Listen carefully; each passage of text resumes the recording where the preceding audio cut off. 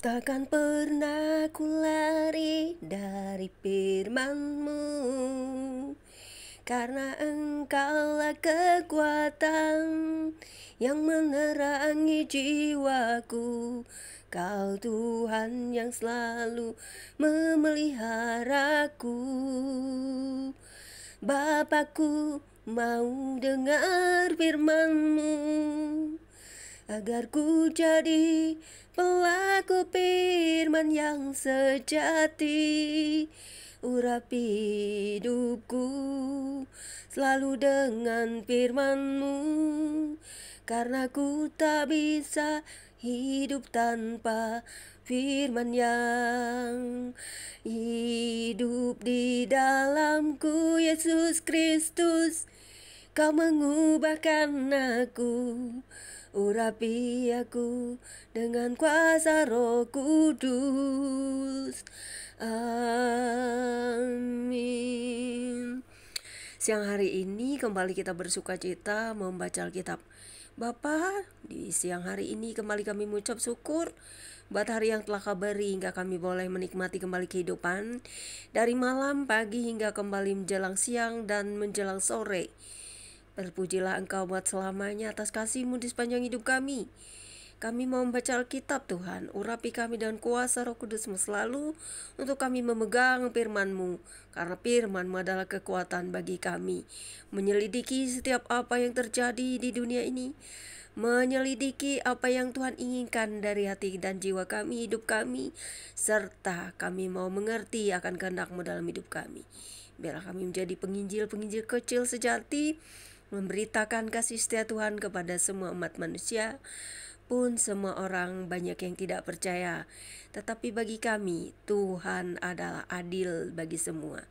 Tuhan yang Maha Kasih, Maha Suci, Maha Kudus, Allah yang perkasa, Allah yang agung, yang Maha Kuasa, yang kami kenal di dalam diri Yesus Kristus Putra-Mu yang tunggal, yaitu Yesus Kristus yang telah menjadi juru selamat kami, menjadi manusia dan rela berkorban bagi kami, karena setiap pencipta pasti punya rencana untuk apa yang telah diciptakannya, yaitu kami anak-anak-Mu yang telah jatuh ke dalam dosa, sehingga kami dilayakkan untuk menyembah, memuji Engkau, datang kepadamu setiap saat dalam roh, dalam kebenaran.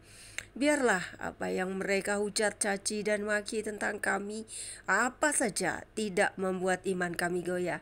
Karena kami semakin dicaci, semakin dihujat, semakin kami melekat kepada Sang Khalik kami. Ya Tuhan, kasih kami semua.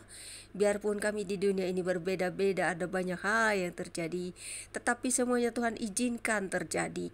Tuhan akan memilih satu persatu manusia, dan semua orang akan mempertanggungjawabkan apa yang telah dibuatnya ke hadapan Sang Pencipta. Terpujilah Engkau Bapa di surga. Biarlah kebaikan terus jadi kebaikan, berbuat baik. Biarlah orang-orang yang tidak mau bertobat, mereka akan hidup dalam kebinasaan. Karena itu kami percaya, sekalipun kami manusia penuh dengan dosa, tapi kami mau dikuduskan setiap hari, dalam setiap tingkah laku kami, setiap detik dalam hidup kami. Ubahkan kami setiap hari, dan melalui firman-Mu kami dapat mengerti, memahami kehendak-Mu dalam hidup kami. Dan kehidupan kami ada di tangan-Mu, karena Engkau yang mengatur kami, bukan siapa-siapa.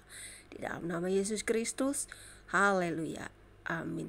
Pembacaan Alkitab siang hari ini terambil dari kitab Kejadian 1 ayat 1 hingga dengan ayat yang ke-36, dengan perikop mimpi Firaun yang berbunyi demikian. Setelah lewat 2 tahun lamanya, bermimpilah Firaun bahwa ia berdiri di tepi sungai Nil. Tampaklah dari sungai Nil itu keluar 7 ekor lembu yang indah bangunnya dan gemuk badannya, lalu memakan rumput yang di tepi sungai itu. Kemudian tampaklah juga 7 ekor lembu yang lain yang keluar dari dalam sungai Nil itu, buruk bangunnya dan kurus badannya, lalu berdiri di samping lembu-lembu yang tadi di tepi sungai itu. Lembu-lembu yang buruk bangunnya dan kurus badannya itu memakan ke-7 ekor lembu yang indah bangunnya dan gemuk itu, lalu terjagalah Firaun. Setelah itu tertidur pula lah ia dan bermimpi kedua kalinya. Tampak timbul dari satu tangkai 7 bulir gandum yang bernas dan baik, tetapi kemudian tampaklah juga tumbuh 7 bulir gandum yang kurus dan layu oleh angin timur. Bulir yang kurus itu menelan ketujuh bulir yang bernas dan berisi tadi. Lalu terjagalah Firaun. Terjagalah Firaun agaknya. Ia bermimpi. Pada waktu pagi gelisahlah hatinya. Lalu disuruhnya memanggil semua ahli dan semua orang berilmu di Mesir. Firaun menceritakan mimpinya kepada mereka, tetapi seorang pun tidak ada yang dapat mengartikannya kepadanya. Lalu berkatalah kepala juru minuman kepada Firaun, "Hari ini aku merasa perlu menyebutkan kesalahanku yang dahulu. Waktu itu tuanku Firaun murka kepada pegawai-pegawainya dan menahan aku dalam rumah pegawai istana, pengawal istana beserta dengan kepala juru roti. Pada satu malam juga kami bermimpi, aku dan kepala juru roti itu masing-masing punya mimpi dengan artinya sendiri. Bersama-sama dengan kami ada di sana seorang muda Ibrani, hamba kepala pengawal istana itu. Kami menceritakan mimpi kami kepadanya, lalu diartikannya kepada kami mimpi kami masing-masing. Dan seperti yang diartikannya itu kepada kami, demikianlah pula terjadi, aku dikembalikan ke dalam pangkatku, dan kepala juru roti itu digantung." Kemudian Firaun menyuruh memanggil Yusuf. Segeralah ia dikeluarkan dari tutupan. Ia bercukur dan berganti pakaian lalu pergi menghadap Firaun. Berkatalah Firaun kepada Yusuf, "Aku telah bermimpi dan seorang pun tidak ada yang dapat mengartikannya. Tetapi telah aku dengar tentang engkau, hanya dengan mendengar mimpi saja engkau dapat mengartikannya." Yusuf menyahut Firaun, "Bukan sekali-kali aku, melainkan Elohim juga yang akan memberitahukan kesejahteraan kepada tuanku Firaun." Lalu berkatalah Firaun kepada Yusuf, "Dalam mimpiku itu aku berdiri di tepi sungai Nil, lalu tampaklah dari sungai Nil itu keluar 7 ekor lembu yang gemuk badannya dan indah bentuknya, dan makan rumput yang di tepi sungai itu. Tetapi kemudian tampaklah juga keluar 7 ekor lembu yang lain, kulit pemalut tulang, sangat buruk bangunnya dan kurus badannya. Tidak pernah kulihat yang seburuk itu di seluruh tanah Mesir. Lembu yang kurus itu dan buruk itu memakan ke-7 ekor lembu gemuk yang mula-mula. Lembu-lembu ini masuk ke dalam perutnya, tetapi walaupun telah masuk dalam perutnya tidak kelihatan sedikit pun tandanya, bangunnya tetap sama buruknya seperti semula. Lalu terjagalah aku. Selanjutnya dalam mimpiku itu kulihat timbul dari satu tangkai 7 bulir gandum yang berisi dan baik, tetapi kemudian tampaklah juga tumbuh 7 bulir yang kering, kurus dan layu oleh angin timur. Bulir yang kurus itu memakan ke-7 bulir yang baik tadi. Telah kuceritakan hal ini kepada semua ahli, tetapi seorang pun tidak ada yang dapat menerangkannya kepadaku. Lalu kata Yusuf kepada Firaun, "Kedua mimpi tuanku Firaun itu sama. Elohim telah memberitahukan kepada tuanku Firaun apa yang hendak dilakukannya. 7 ekor lembu yang baik itu ialah 7 tahun, dan ke-7 bulir gandum yang baik itu ialah 7 tahun juga. Kedua mimpi itu sama. Ke-7 ekor lembu yang kurus dan buruk yang keluar kemudian maksudnya 7 tahun. Kemudian pula ke-7 bulir gandum yang hampa dan layu oleh angin timur itu maksudnya akan ada 7 tahun kelaparan. Inilah maksud perkataanku ketika aku berkata kepada tuanku Firaun, Elohim telah memperlihatkan kepada tuanku Firaun apa yang hendak dilakukannya.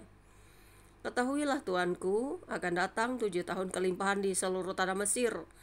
Kemudian akan timbul 7 tahun kelaparan, maka akan dilupakan segala kelimpahan itu di tanah Mesir, karena kelaparan itu mengurus ngeringkan negeri ini.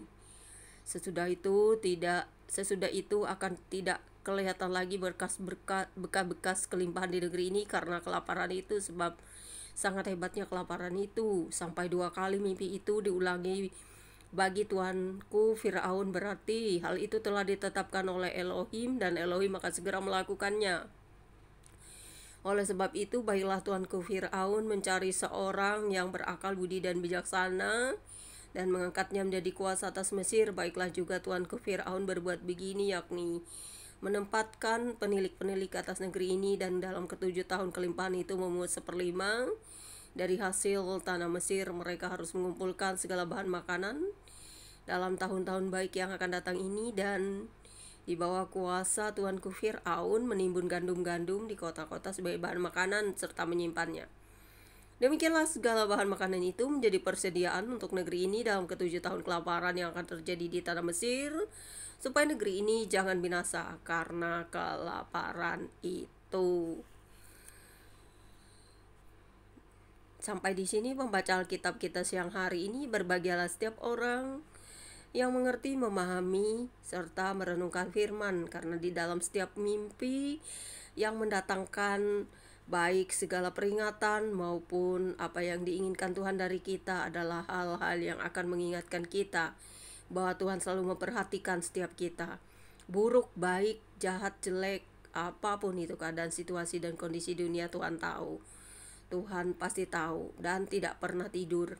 Karena Tuhan bisa bekerja waktu kita tidur, Tuhan bisa bekerja waktu kita tidak dapat berbuat apa-apa. Tuhan dapat bekerja melakukan apa saja karena Dia adalah pencipta kita.